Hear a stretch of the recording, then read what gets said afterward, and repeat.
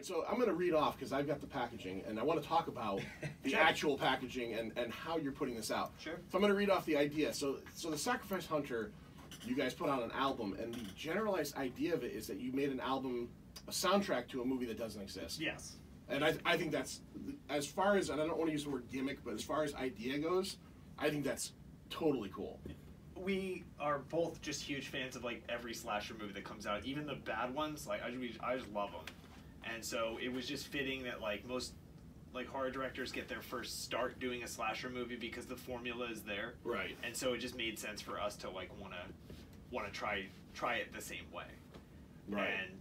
And we wanted to make something that was as much visual as it was auditory, I guess is the right word. So making, both of us grew up in like VHS culture. I practically lived at the video store, my local video store before a Blockbuster came in.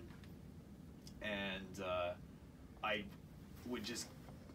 was at that point, it was great because you just go in there and you would just buy some, or rent something based on how just insane the cover was. Right. Okay, so here's a question. So you guys are starting out, you're getting all this going.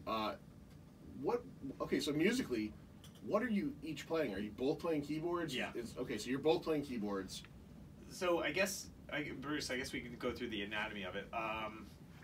Bruce writes a lot of like the leads, and then he sends them to me, and I just try to work with them, and then we just end up sending files back and forth to each other. Right. And adding parts and evening things out and like arranging and stuff like that.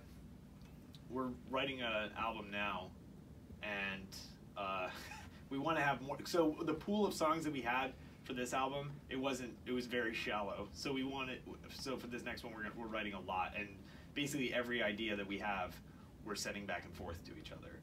So that way, even if it doesn't work out for a full song, we can drop it somewhere in another song and see how it goes. Right. I mean, it's kind of a difficult thing to sit next to each other and like write parts.